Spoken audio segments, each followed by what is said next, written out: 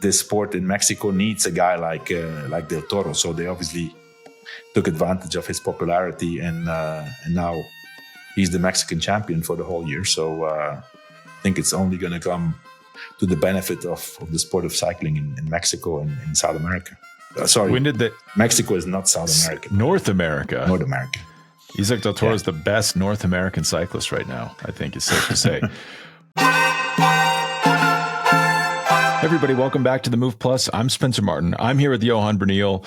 We are running down our weekly roundup of news stories in professional cycling, as well as taking a few questions. And if you want to ask a question, you can send it to info@wedo.team. If you want to make sure we see your question, you can become a WeDo member. Link in the show notes, and ask it live on. We broadcast live to members. If you go to our private YouTube stream, you'll see it. It's in the members portal. You should get an email if you're a member. If not, reach out and ask us what the heck's going on. But Johan, before we get in, we have some serious stuff to get into. Before we get into that, I'm going to start with some silly stuff. The Tour de France 2026. We did the route reveal last week.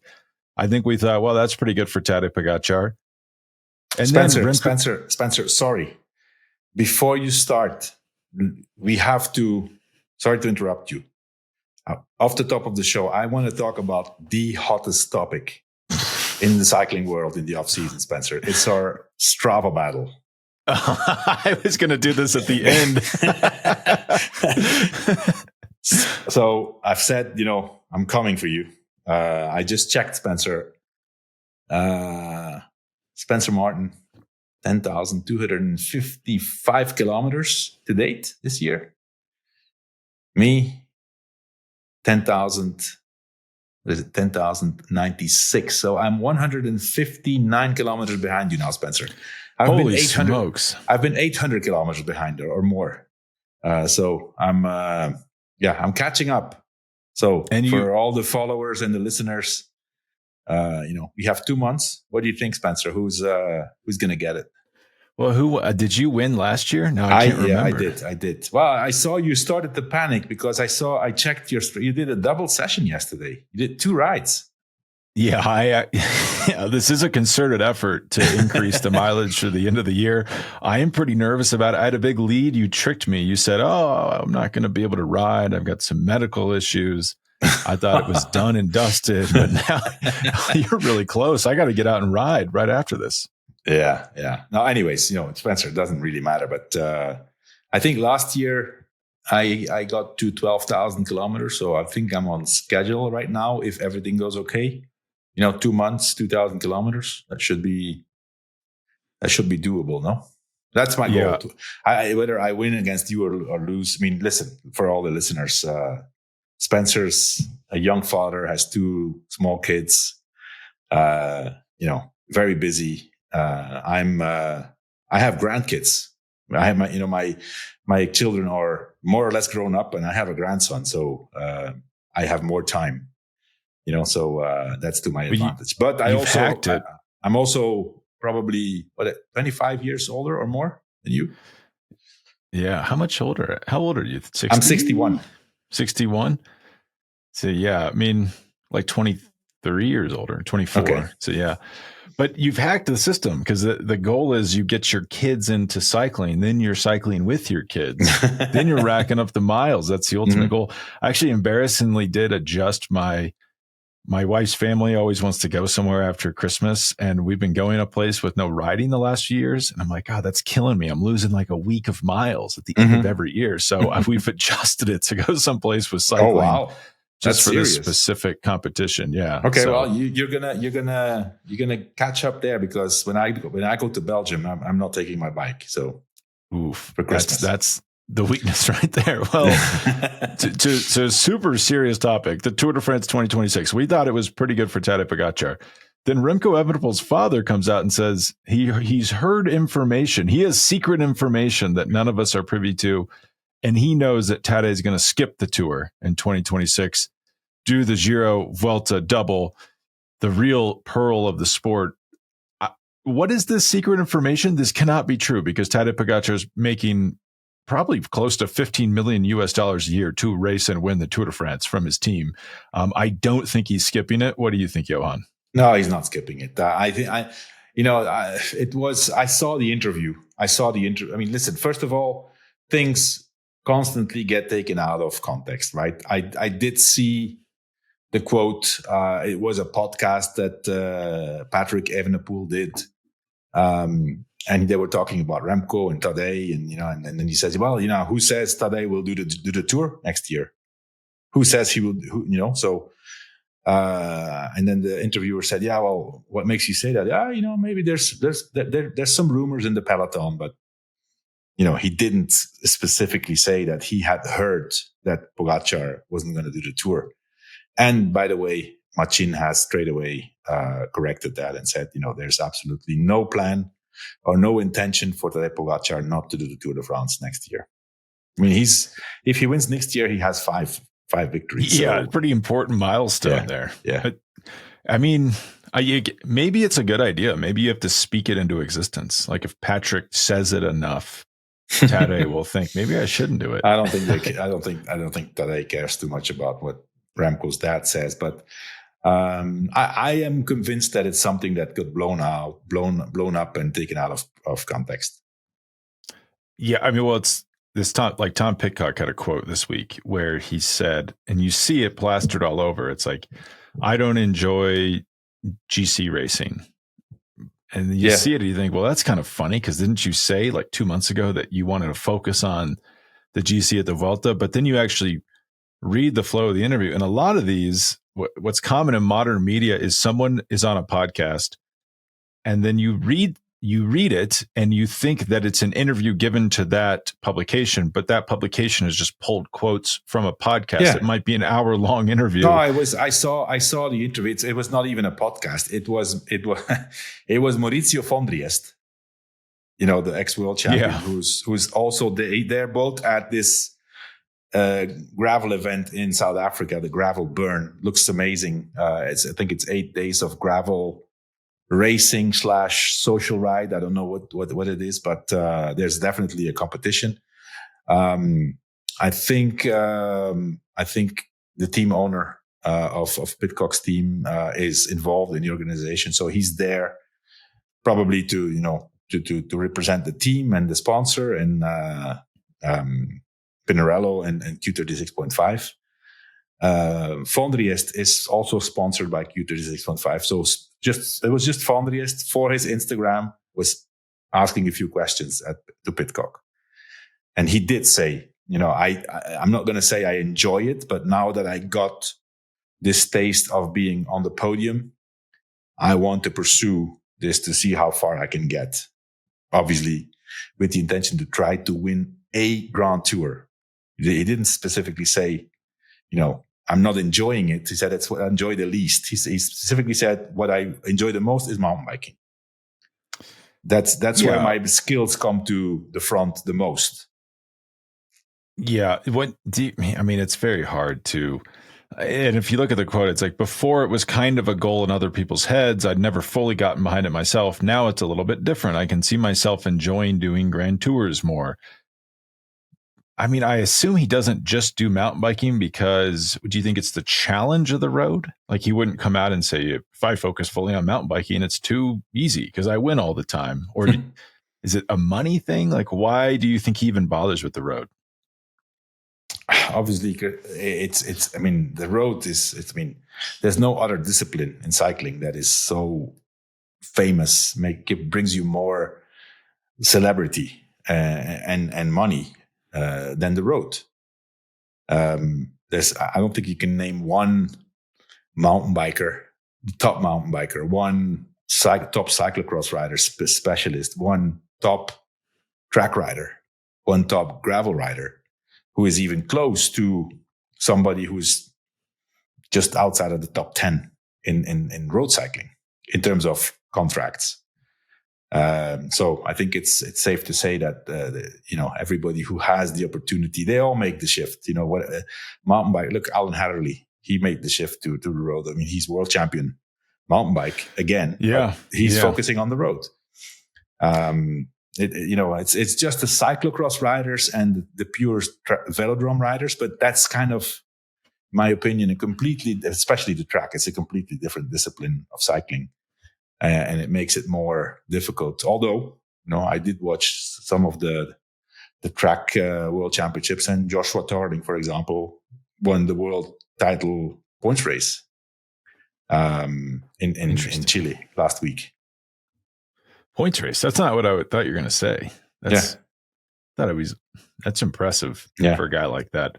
Yeah. By the way, also hats off to Elia Viviani, retiring from cycling, and in his last race got the world title elimination race in his last ever race. So that's quite the way to go.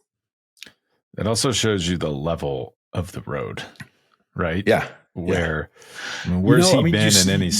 You say that, Spencer, but you can't really compare. It is very, very, very specific. There are endurance disciplines, for example, points race, and elimination, and where you can carry the level you got on the road.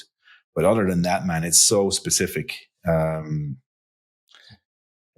Cyclocross is the same, if it were not for, obviously it's a bad example, but Van der Poel and Van Aert, once they show up, they are above everybody else, but they are just amazing athletes. The track, for example, that's impressive. If you have you watched some of the track? I didn't even know these world championships were going on. Well, Harry Lavraisen, who looks like a body. He's a really big, muscular guy, powerful guy. Won four world titles in 1 week. He got his 20th world title this week. And you could say, well, it's a small world, and it is. It's a very small world. You're a world champion. I know a very famous cyclist who has been multiple world champion in various disciplines, and I have heard he said, well, it's great, but basically you're the champion of your neighborhood when you win this, right? Because it's such a small group. But then if you look at the performances, man, Lavraisen he won the kilometer standing start in 57 seconds. That's with a huge gear. So basically, if you count the first lap, it's, you need the whole first lap to come up to speed, and you only have 3 laps if it's a 250 meter track to get there. So it's 65, 66 kilometers per hour. The speed in the sprint in the last 200 meters, when I saw one rider, he reached 76 kilometers per hour. Jeez. I was thinking the other day, Spencer, I was when I was riding with a friend, and we had a downhill, like a really fast downhill, all straight, and I got to 74 kilometers per hour. And I had watched the world champion. I said, man, these guys did 67 on the flat yesterday, Yeah. Pedaling. You're not coasting. Yeah. That is wild. Yeah. But when was the last time a non-roadie won the cyclocross world championships? Like 2015 or something? A non-roadie? Well, I'm counting Van Aert, Pidcock, and Van der Poel as roadies. Yeah. I don't know. Like a decade ago, probably. Yeah. Obviously these two or these three, whenever they show up, it's nobody has a but chance. Like Dylan Groenewegen couldn't show up and win a top level cross race, even though he's at a very high level. It's very specific. Speaking of weird, why did we skipped over this last week, and I got a lot of questions about it. Why did Red Bull design a BMC bike that claims to be the fastest bike in the world when Red Bull owns a professional cycling team that runs Specialized? I saw that. Yeah, I saw that. I think it's completely separate. It's the Red Bull Performance Center, which is not the team. So the team, uses the facilities in the Red Bull Performance Center in Salzburg in Austria. But I don't think Red Bull has any contractual obligation towards Specialized. The Red Bull as a company, they do sponsor a lot of other athletes on other gear, other equipment. And look, they sponsor Pitcock, who's on a Pinarello. They sponsor Van Aert, who's on a Cervelo. They sponsor Tudor going to race these bikes now? Who is on BMC, by the way. Yeah, and they're going to race these bikes, I assume. Right? I guess so. Yeah. Yeah. It's just, I guess it's what happens when you own a multi-billion-dollar international business. You might have, they're not sitting around thinking, well, if we do this, the Red Bull bike team's on Specialized. But do you think it shows us that they might be on BMC at some point? Red Bull, you mean? Yeah, the team. Maybe. It depends if there's the link there with the company Red Bull. Who knows? I don't know. If I was the person in charge at Red Bull of the cycling team, I'd be a little annoyed that we're racing against the fastest race bike in the world next year. That's what they say. That's a very good point. I've seen, Spencer, I've done, with several companies. Mainly, the majority of the tests were with one company, with Trek. And, doing tests in the wind tunnel with this and that. And I've never, ever seen any result of a test where we didn't have the fastest equipment. So sad. We were always the fastest. And every new bike is somehow way faster than the bike before it. If the brand pays the wind tunnel to give the results that they need. That's a very good point. Helps. Well, speaking of cynical and looking deeper, Johan, there was a Lazkano. How do you say his first name? The Basque rider? Oier Lazkano. He's on Red Bull, BORA Hansgrohe. If you're confused about this and say, what are you talking about? He's on Movistar. He transferred to Red Bull over the offseason. Didn't really race that much. Hasn't raced since Paris-Roubaix. There's been some rumors about why he's not been doing that. Why did Red Bull suddenly have a roster spot available? Well, it all makes sense now because the UCI has confirmed that he had a provisional suspension after they detected an abnormal result in his ABP, which is an athlete biological passport, which basically is a map of your blood values, and they're supposed to be in a certain band. And if they go above that band, it's not a positive test. It's an abnormality. And then you can go explain it. And if the explanation isn't good enough, you get suspended. It's very rare that you see suspensions from this. There was a Unibet Tetsuma Rockets rider suspended earlier this year. It used to be more common. I think we saw Roman Kreuziger caught up in this, but Roman Kreuziger took it to court and won. So because of that, you don't see them pull this trigger a lot. They said the infractions were between 2022 and 2024. So while he's on Movistar says, we don't know anything about this. And the ABP system can detect signs of blood doping, which it used to just be like blood values, but now they can detect anabolic steroids, testosterone, and human growth hormone. But the UCI has not specified what type of abnormality Lazkano showed. Johan, to me, my big takeaway here is that we were talking kind of off the record during the tour about, there's things like xenon gas that any of us could use and are fantastic, right? You can go climb Mount Everest without acclimation. And we were saying, man, it would be tough to use that if you're a cyclist, even though you can't test positive because they keep such a close eye on your values. And this, to me, does confirm the good news of this test, or this news, is it confirms that they are keeping a very close eye on people's values, and it's very hard to get away with stuff. But what's your takeaway from this? Well, yeah, now finally, we know the reason why Oier Lazkano all of a sudden stopped racing, deleted his Strava, deleted his Instagram or social media, and that the team, Red Bull, gave instructions to everybody on the team to not comment on. So obviously they've known since Paris-Roubaix. Yeah. I do believe that Movistar was not informed. And it's something that so if the UCI says it happened between 2022 and 2024, so they kept track of certain things that they saw in his values, whether it's, hematocrit, hemoglobin, hormone, whatever they are monitoring. And now finally they came out with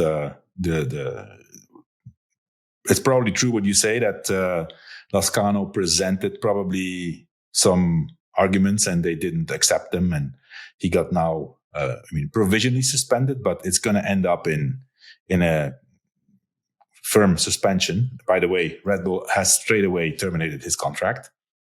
What do I think about that?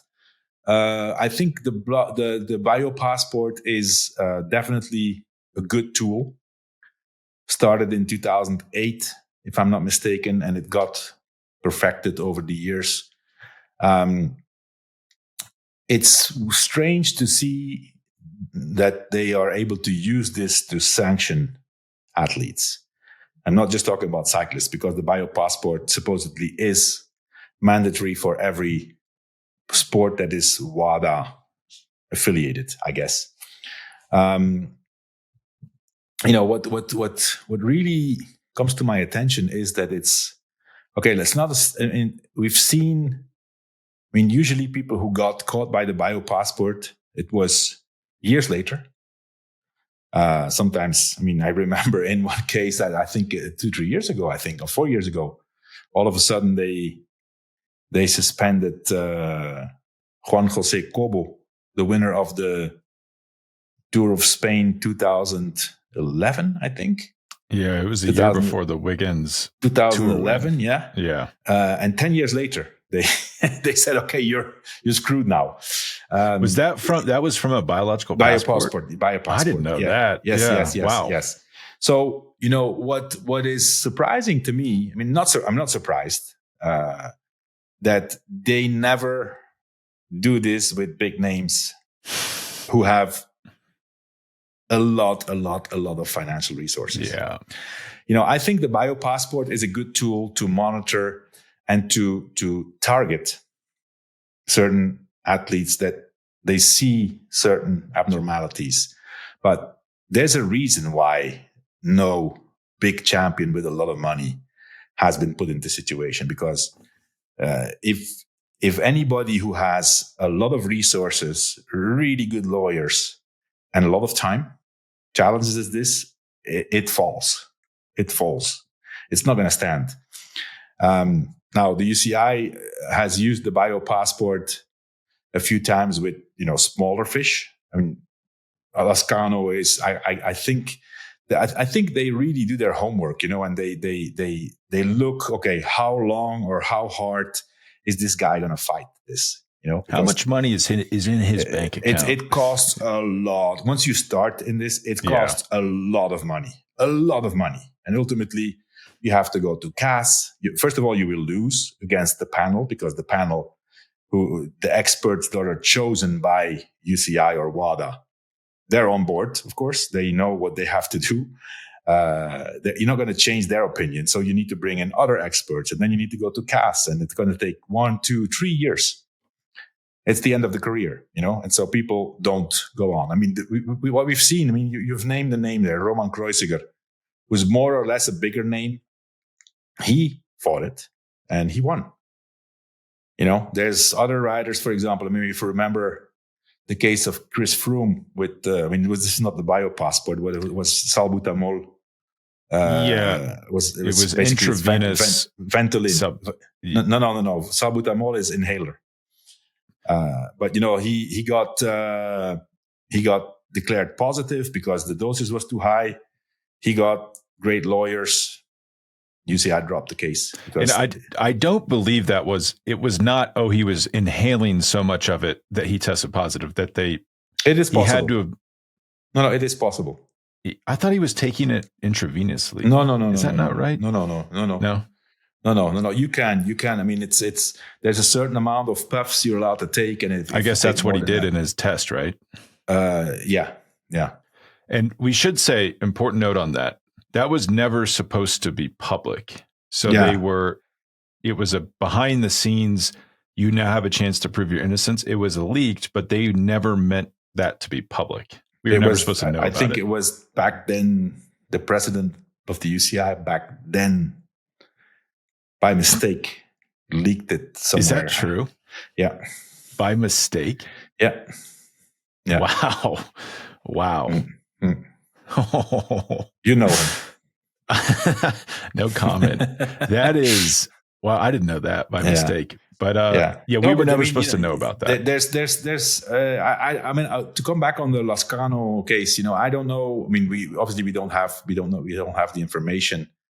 What is clear is that UCI has assessed the situation, and once they decide to push forward, they know that they have, considering all the circumstances, a strong case, because the guy is not going to fight it. Otherwise, it would not have come out.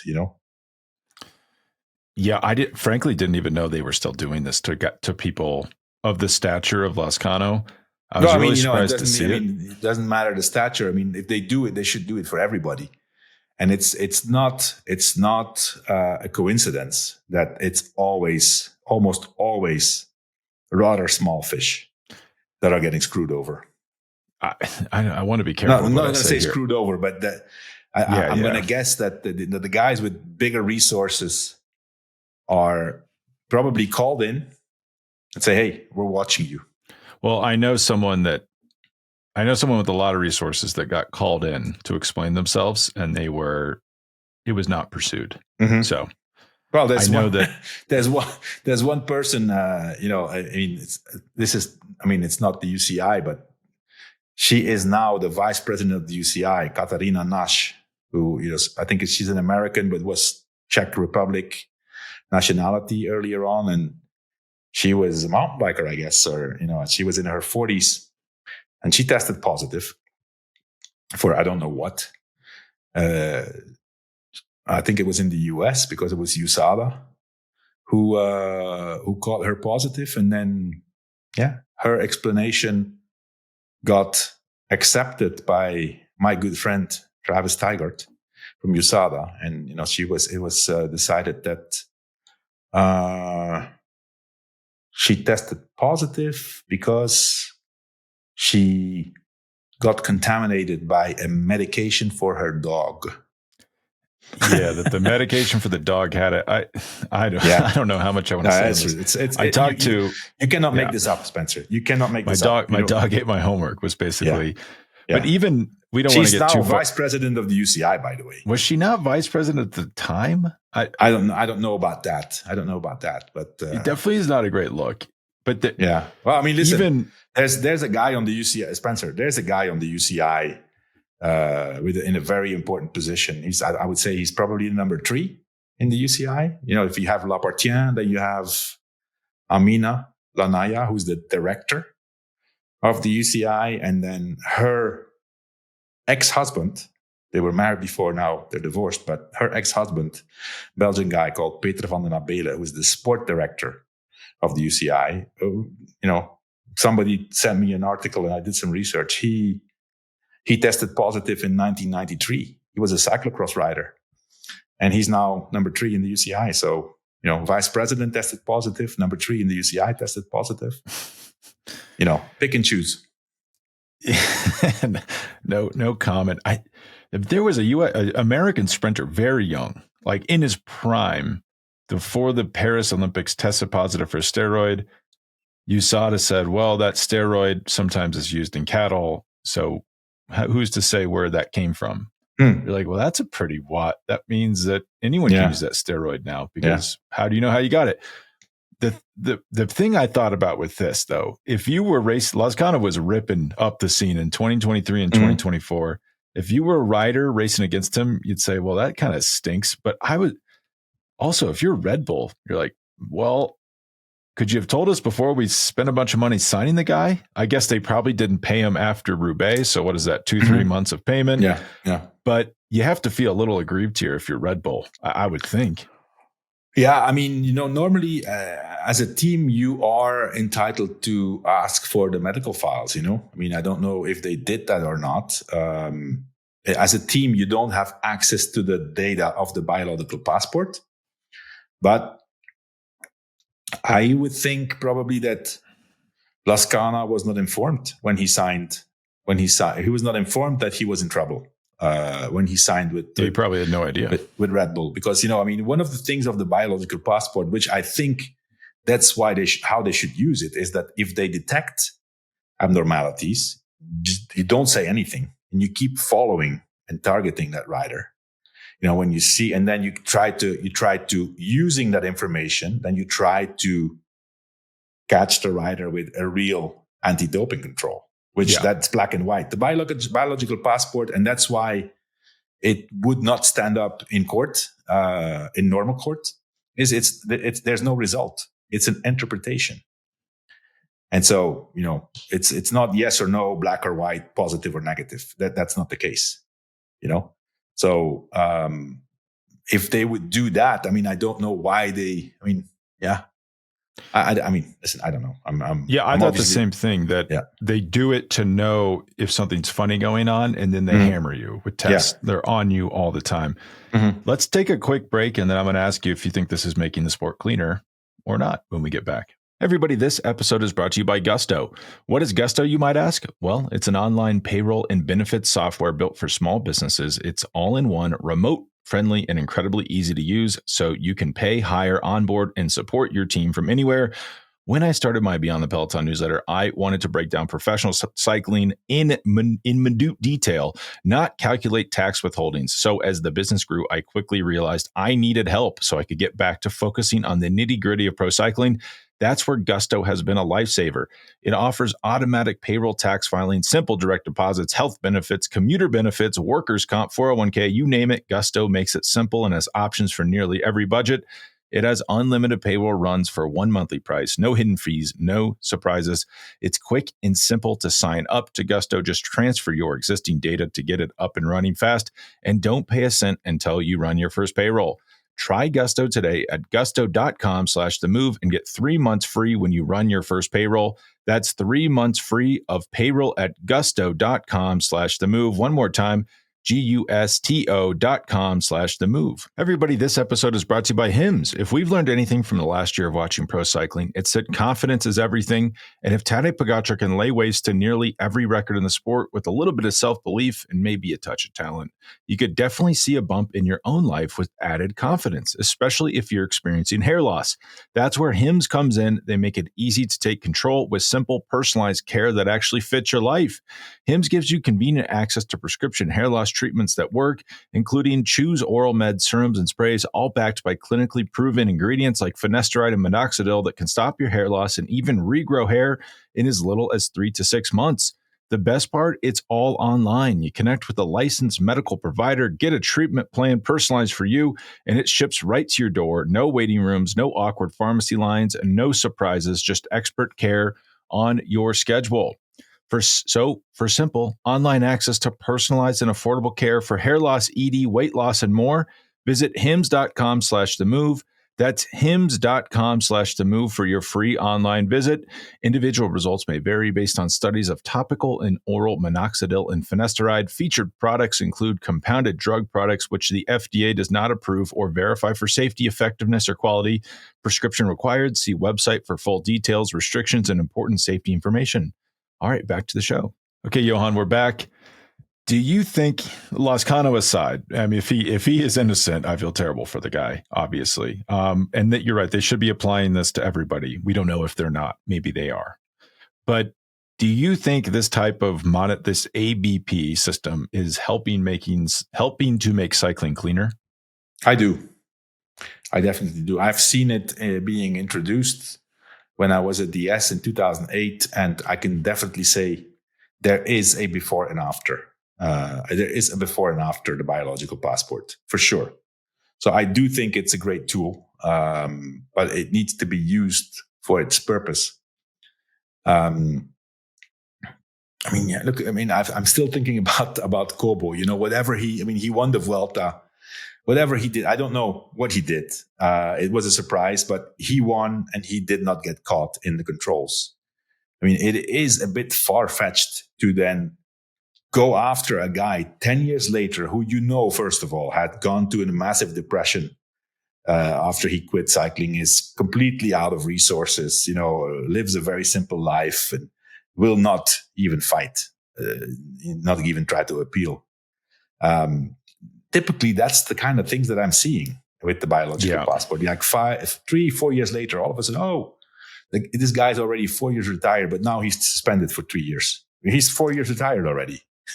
Do you think it's a fear tactic? Because obviously there's no risk that Kobo is going to race. So why do they care? Is it just to strike fear into people? It was definitely, I think the case of Kobo is definitely one of the things that they considered very well and that they were going to use to set an example and say, hey, even 10 years later, look what can happen. You can have your victory taken away. And this guy, they took away his win, and then then they gave it to Froome, the victory. Yeah, Froome has it, I think. Yeah, which is funny because then Froome got caught up also in a similar thing. It is a little weird. I don't quite understand why they went after him. I know there was a lot of questions. Right, it was to set an example and to say, hey, look, you're never out of trouble, which I think is not a bad theory. But I would like to see this system tested with a big name who has won a lot of races and who has access to the same resources that your accusers have. That would be an interesting exercise. Yeah, the pushback on that, just to play devil's advocate, I would say maybe there is something to be said for not doing that, because if the way it currently is, it's you send a chill through the doping market. People are like, oh, I don't know. That seems tough. And if you take on, I'm just saying this name, I'm not saying this person should be dinged by this. I'm just using the highest paid rider I can think of. If you take on Tadej Pogačar head on, would he just blow the whole system up? That would be my fear. That if you really try to take on a highly paid rider, probably not him, but his backers. Yeah. So speaking about unlimited resources. Yeah.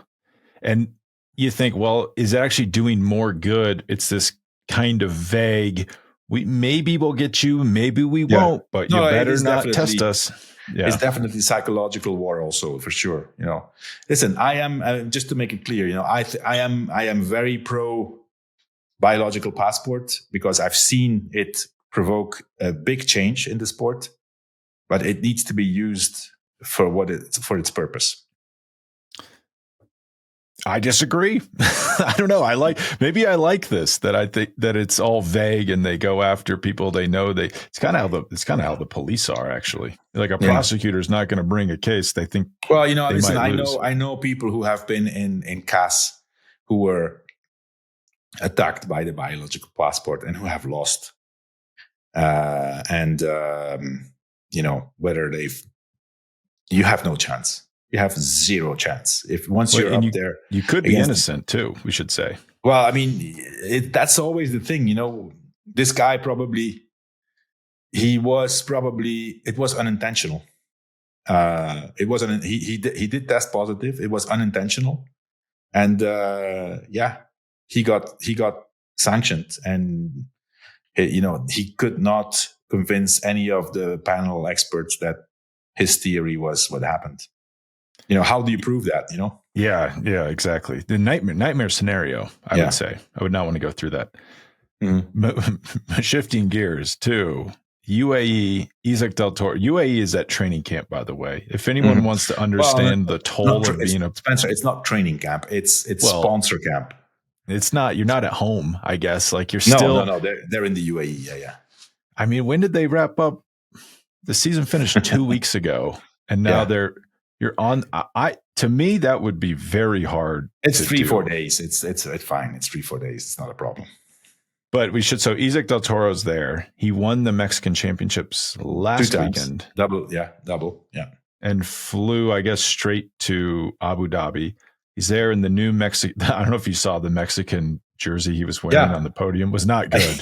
But now he actually has we have a picture here that Gabriel could put up.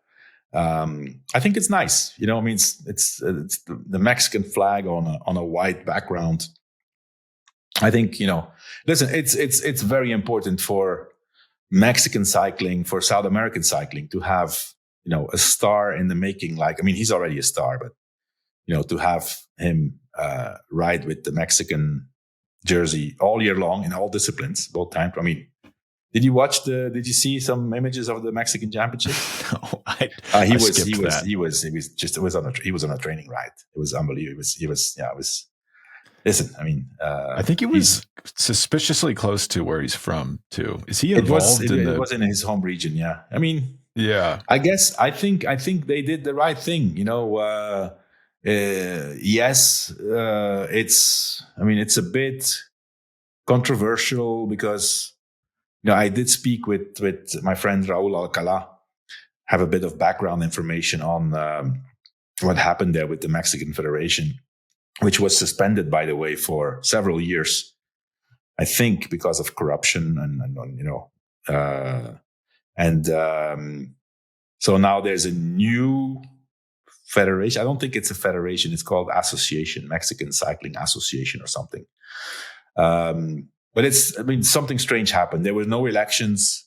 There's somebody there that was put into place without having any elections. But so that's a different debate. But for the sport of cycling in Mexico, I think, having this event was important, I think, for the existence of this new association, and having it in the home region of Isaac Del Toro was obviously a guarantee for success. There was a lot of people.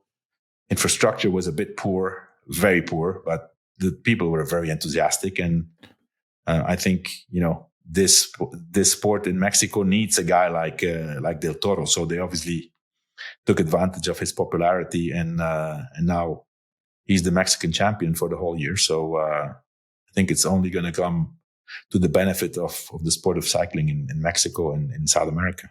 Sorry, when did Mexico is not South America. North America. North America. Isaac Del Toro is the best North American cyclist right now, I think it's safe to say. When you say Latin America? It's definitely Latin America. It's Latin America. I'm pretty sure. Yeah. No, Mexico is Latin America, but it's not South America. It's North America. It's a good trivia question. Yeah. When did they have this jersey printed? Was this like 2 months ago, 3 months ago? I assume this. Spencer, listen. Do this. They are second. riding the bike brand. The clothing brand is Pisei, which is now also owned apparently by the Emirates. So they do it whenever they have to. Even overnight or. So yeah, I think it's nice. It's nice. It's not easy to integrate the flag when somebody wins the championship. There are certain countries, for example, I think one of the Oliveira brothers is Portuguese champion. It's hard to distinguish between the normal jersey, and then on the other hand, you have Tim Wellens, who has the full, Belgian jersey, because that's an imposition of the Belgian Federation. You cannot modify it. You have to just wear, the tricolor. Belgian Federation has a lot of power, don't they? Isn't there some other rule that they you have to participate in the national championships, otherwise you're not selected for the world championships. Yeah. It's a lot of heft they have there. Mm-hmm. I don't know if you saw, I don't know where this interview was given now that I'm questioning everything, Johan, but Isaac Del Toro gave an interview recently where he said he was not informed that Wout van Aert was up the road on stage 20 of the Giro d'Italia, that the team didn't tell him until Simon Yates had 55 seconds. By that point, it was too late. It's kind of hard for me to believe that this is true. Yeah. You would think during Did you see the interview or did you see the quote? I saw the quote, and now I'm wondering what the context was. Yeah, I mean, listen, it's possible. I don't know. I think it's a bit strange. Sorry. Everybody knew Van Aert was up the road. I mean, they were gone since basically the start. I mean, they had like 10-minute gap. So it's. I mean, maybe Del Toro meant that he didn't know that Van Aert was so close to that he was going to make it over the top, I guess, is maybe what he meant. I don't know. Yeah, it does show you they were not working hand in glove with Del Toro on the climb, that when Yates attacked, at least Del Toro's saying he hadn't quite considered the possibility that Yates could connect with Van Aert. You would think that that's something the team would be in communication with him about. No, that's definitely something. I mean, listen, you have to be all over this, like from the car. even the rider can say, the rider can be confused. He can be on the limit. He can be cross-eyed. He cannot think straight. That's one thing, and that's understandable. But from the car, you need to have this situation under control and say, okay, this is the situation. This is the possible outcome. We cannot let this happen. I've said from the start, both EF and UAE on that particular stage made the mistake, not on the Col di Finestre.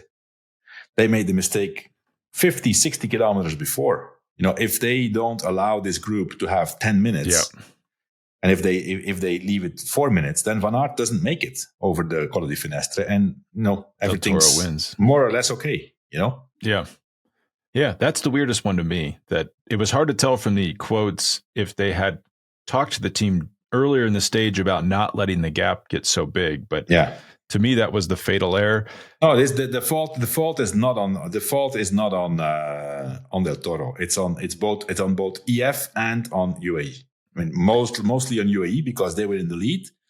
But if Carapaz wanted to win, he also had to make sure that Van Aert didn't make it over the top, or maybe Carapaz thought, that he could go with Simon Yates, and then Van Aert would also obviously be an ally. But I think, there's a lot of different. I mean, it seems long ago, but I think the most important mistake was probably that they underestimated Simon Yates. End of story. Because until that point, Simon Yates had not been able to put the hurt on any of those riders. It was the contrary. Yeah, we've litigated this over and over again. I do think with this information, you actually maybe vindicates Carapaz, because Carapaz maybe thought, well, Del Toro certainly knows Van Aert's up the road, so he can't let Simon Yates get up the road. Mm-hmm. He's going to work with me. And then he was confused and mad why Del Toro wasn't working with him. But now we know that Del Toro didn't know the situation. So maybe that's why he didn't work with him. It didn't go the way Carapaz thought it would go. Half jokingly, did UAE not consider the fact that Van Aert would sit up and wait for a teammate? No. Not go for the stage win. No, once you see that Van Aert is in there, the plan. That was a guarantee that he would, do everything he could to make it over the climb and then help Simon Yates, whether it was to drag him up the road or to make him come back even, because they didn't know. I mean, maybe Simon Yates back there, it was going to get dropped, and Van Aert needed to be there to try to limit the gap to, save the podium. Yeah. Like, why is he waiting? What is he doing? Before we get to the questions, I swear we talked about this before, so I don't want to retread it, but Lidl, the company, announced they had purchased the majority share in the Lidl Trek team, and they're moving the license to Germany. It's becoming a German team, yeah. They were already moving all the operations and the service course to Germany. But now they've become the majority owner. So I think this is, it's obviously the proof that this is long-term, and Lidl has big ambitions and are ready to invest a lot of money. So, I think it's great. We need teams and companies who can, engage in the battle with UAE and Visma. I mean, would probably put Lidl and Visma now on the same level, no? Or maybe even Lidl a bit ahead of Visma. At least financially, Visma is still pretty well run. One way to spin this would be, wow, what a blow to U.S. cycling. We lost a team. Do you know how many Americans are on that team, though? One. Quinn Simmons, Captain America. Quinn Simmons. Yeah. This is a trend, though. I'm sure you've noticed this. It used to always have a paying agent, and like Johan Bruyneel owns the team, or Vincent Lavenu, and they have a sponsor or corporate partner. Now these companies are buying the teams themselves. Like Red Bull bought the team, Decathlon, EF, Lidl, like they're all buying the teams and bringing them in house. Like, what do you make of that trend? Listen, I think it's good and bad. I mean, on the short term, it obviously shows the interest and the commitment of these sponsors with big resources. Like if Decathlon, for example, buys the team, if Red Bull buys the team, if Lidl buys the team, that they're not in here for the short run. Otherwise they would. Otherwise, if it's a paying agent independent, then you basically always are in search of new sponsorship. Yeah. With these big companies, I think the advantage is that for the continuity of the team is that big companies have many good relationships with other big companies that they're doing business with, and they can attract more sponsorship money. They're fishing in different pools, right? Yeah. And of a different level. So I think it's good on one hand. On the other hand, but anyway, cycling has proven now for the last 20, 30 years that this model is not possible. Ideally you would have a team, which is, for example, you just said, for example, Team L'Avenue, okay, team, whatever, you give it a name, like, the Rockets, the Rockets, and then presented by sponsors. And in that way, you create an identity which can sustain the time. It's always the same. And then the sponsors are satellites around it that come and go, but the identity always stays the same. Now, and if we look to the next 5 to 10 years, I think with these companies are not going to change. It's going to be Decathlon. It's going to be Lidl. It's going to be, who's the other one? Who bought the team? Red Bull, Red Bull. I think it's good because we have come to a point, Spencer, where the model of, a paying agent, an independent paying agent managed by the manager of the team, the budgets have become too big, that it involves big operations, big companies. And I think it's just better that it's better for the structure of the sport. I think it's run more as a company rather than the old-fashioned traditional family style cycling team. Yeah, and you saw the same thing happen in Formula One. I mean, what you're talking about, they have continuity of naming. Ferrari is going to be Ferrari. Ferrari has sponsors. They're not going to be called HP Computers. They're Ferrari. Yeah. But they used to have mom and pop teams. Williams Racing was a mom and pop team. Just gets harder once the sponsors the numbers get bigger. What do you think of Germany having 2 World Tour teams? Red Bull, I know Red Bull's an Austrian company, but it's registered in Bavaria. And Lidl, think about it. France has 2 World Tour teams next year with Decathlon, Groupama FDJ. Italy has 0. Spain has 1. It's been a few years that Spain has no. Italy has none. Yeah. They kind of spiritually have one with UAE, but it's not technically registered there. But it does show you this shift in power of professional cycling. Yeah. It's become also less and less European. If you see all these, you have UAE, you have Bahrain, you have Alula, you have Astana. There's a lot of non-European entities and countries. If you look at Bahrain,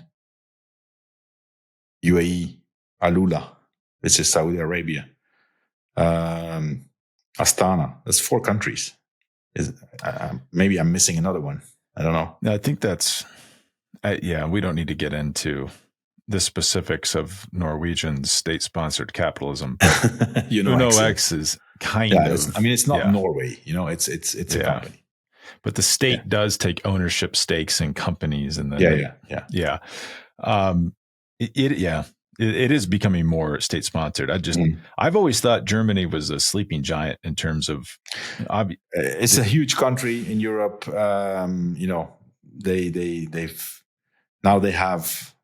have podium in the Tour again with Lipowitz. Yep. I think it makes sense. We had back in the days we had several, and we had T-Mobile, we had Gerolsteiner, Milram, Team Coast. Remember that? Coast, okay, Coast, yeah. That was a short-lived adventure. Great jerseys. Yeah. Speaking of, another thing I wanted to touch on. It's been, and I noted this down here. Initially, Jayco Alula was not on the list of the teams that had successfully entered their World Tour application. I don't know if you saw that news. There was something. Second year in a row, this has happened. Bank guarantee was missing. I've read in the meantime reports that it's been solved. And by being solved, I'm going to guess it's basically Gary Ryan who has, come up with another check. My estimation, is that, thank God for Gary Ryan, that this team exists and survives. They've been there since 2012, Spencer. So it's 13 years. There's been different. Now with Alula, they have an external bigger sponsor. Alula is a very the most touristic region in Saudi Arabia. But it remains the Australian team, right? And so if you remember, it started with Green Edge in 2012. And then they had a number of other sponsors, but it's basic. They had Orica for a while, which was an external sponsor, but all the other sponsors, Jayco owned, it's a camping car business, owned by Jerry Ryan. Yep. Mitchelton, a winery owned by Jerry Ryan. Bike Exchange, company owned by Jerry Ryan. Jerry Ryan, over the years, has put, to my estimation, 150 million euros, I'm going to guess, because that's what probably you need euros. If it's Australian dollars, it's half. 150 million in this team. 150 million.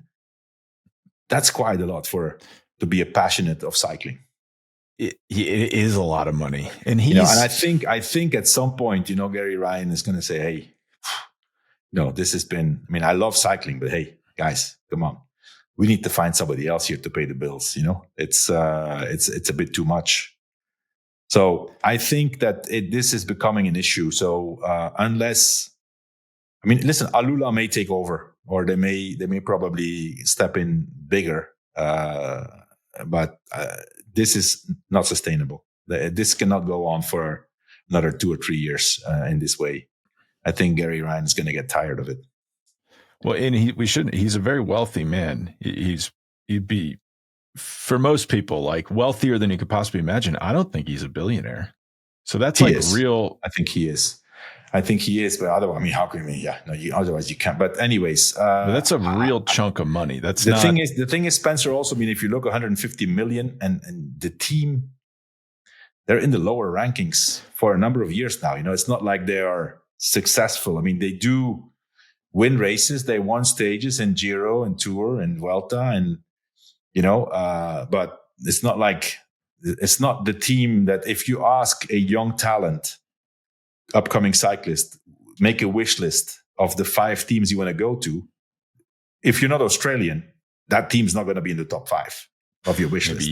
Maybe even if you're Australian. And when you poke around the paddock, as it's say in F1 at cycling events, it is immediately, you could point to the team that has the smallest budget in the World Tour, and it's probably Jayco Alulu. Like, the bus is smaller. It's a different model bus than everybody. I think it was Intermarché. Oh, yeah.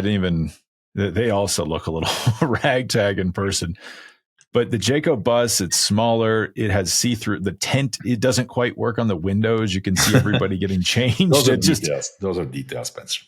But to me, you can immediately tell, like, ooh, this is not a supercharged operation here. They're running on a shoestring, even though they've spent 150 million euros over 12 years or whatever. Do you think Alula would take it over? I don't know, man. Listen, I don't know what the deal is there, what the agreement is. They can if they want. It kind of be a slam dunk, actually, for them. Yeah. A small amount of money to. Yeah, but it's not successful enough. It's not successful but UAE enough. Was not a successful team. Yeah, that's true. They were Lamprey. Yeah, and they were not good for the first few years of UAE. Yeah, for sure. So you got to have the vision. Well, before we take off, we've gone a little long. We do have a really good question in the chat, and I want to get your thought on this. So I hope this person's stats are right. I'm going to trust you. Something different to the Tour de France. A question about Mathieu van der Poel, the monument man. 19 starts in monuments, 19 finishes. Right there, that's pretty good. 18 top 10 finishes, 1 finish outside the top 10, including he's won 4 of the 5 monuments. I think that's right. Is that right? Which one wouldn't he have won? He's won Milan-San Remo, he's won Paris-Roubaix, but Flanders, not Liège and Lombardy. Not Liège and not Lombardy. I was thinking actually, he's probably never going to win Liège. He almost won it. He missed his chance. No. Do you remember this? No, he didn't almost. He was mowing them down.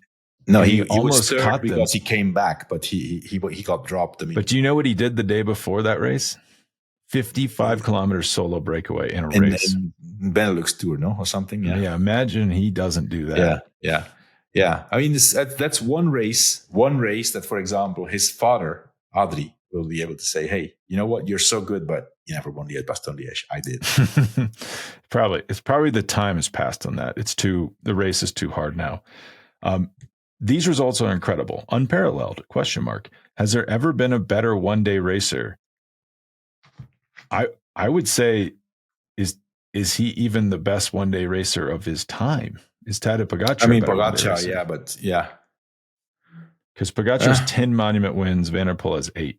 Yeah, but I mean, right now, Pogačar is better, but, Van der Poel is just a master in his specialty. I mean, if it were not for Pogačar, but, Pogačar is just the best everywhere.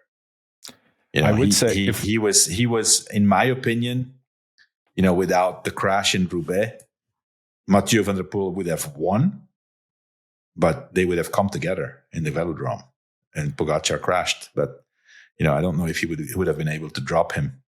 No, but imagine Van der Poel doesn't show up for whatever reason. Pogačar wins that in his first attempt. I would say if we really want to critically look at this, and I've been looking at it for like the last 20 minutes, glancing at it, Pogačar has finished outside the top 10 twice. So if you really want to nitpick in the monuments. Okay, well. 18th in his first Liège, 12th in his first San Remo. That's it. That was the only time he's finished outside the top 10. Isn't that unbelievable? That's crazy. And listen, these two guys are, the emperors of the monuments. There's nobody else. You can say whatever else, like you can say Philipsen or, who else is there? Remco would be the only other one. Well, Remco won Liège. Yeah, he's the only other guy besides Philipsen to win in the last few years. And Mohoric. Mohoric, that was 3 years ago. 2023, right? Yeah. Subset to this question from me: is Van der Poel the best cobbled rider of all time? I'm going to say yes. Because if you look at Flanders, I still have those images in my mind. Him, not this season, the season before when he, flew away on. You can literally say fly away on the cobbles there. That was crazy. I've never seen something like this. I've never seen somebody ride cobbles so fast than Mathieu van der Poel. I think he's the best cobbled rider ever. So he's only been racing the cobbled. I hope Roger de Vlaming doesn't listen to me. But I know. I was thinking, where that guy come after us. Roger de Vlaming was quite something, but no. I think I did an analytic layover of this, and I think it's not even close because Van der Poel's only been racing cobbles for 6 years. These are his results in Flanders and Roubaix. First, this is Flanders. First, second, third. Roubaix. Third, ninth, first. There's no, if you took the first 6 years of anyone's cobbled career, they're not even going to come close to that. Yeah. Unbelievable. Yeah. So he's very good. Yeah. I think he's the best rider on cobbles ever. Yeah. I would agree. I think it sounds provocative at first, but I think it's not as provocative as you think when you look into it. Johan, I'm going to save the rest of we don't have any other live questions. I'm going to save the ones people have emailed in for next weekend. I think someone asked me this maybe on Instagram. I wanted to get your thoughts on it. Has the UCI messed up the World Championship calendar. Essentially, have they made, I'm trying to think on the fly really quick. So we have Zurich, Kigali, Quebec, Haute-Savoie. So basically, what is that? 4 straight Pogačar, super at least climbers. climber-focused World Championships. Well, Montreal maybe is accessible. I mean, it's not a pure climber race. The problem the UCI and everybody in cycling has is that Pogačar can just adapt to any course as soon as it's a bit uphill.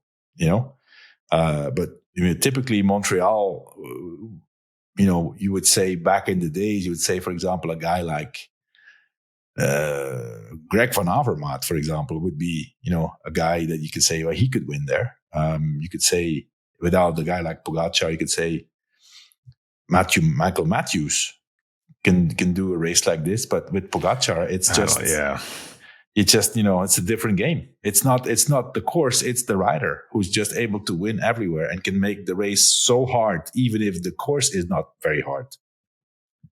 I think Montreal is, I would have to look at the numbers. It's a lot of climbing, but do you think, go back to Bergen in our minds, does Pogačar just blow that course up and win? That's different.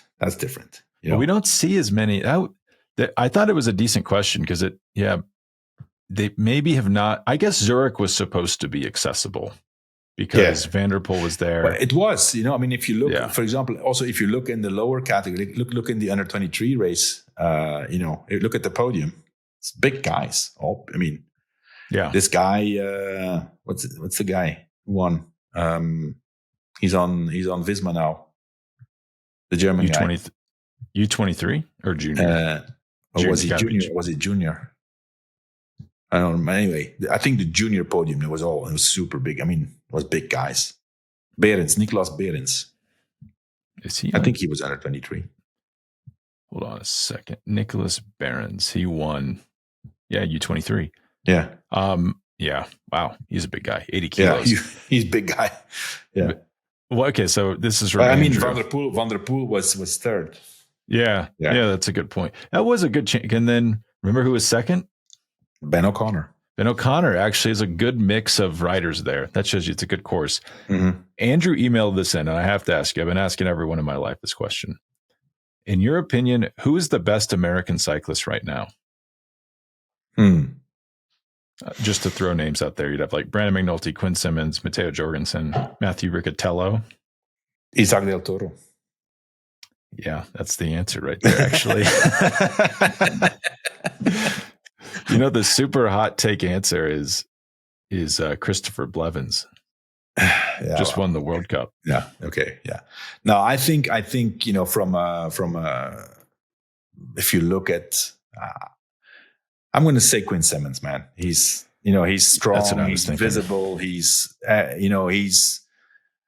he's in Tour de France stages and for the win. He's in World Championships in the front. He's a bit everywhere, and he's a very complete rider.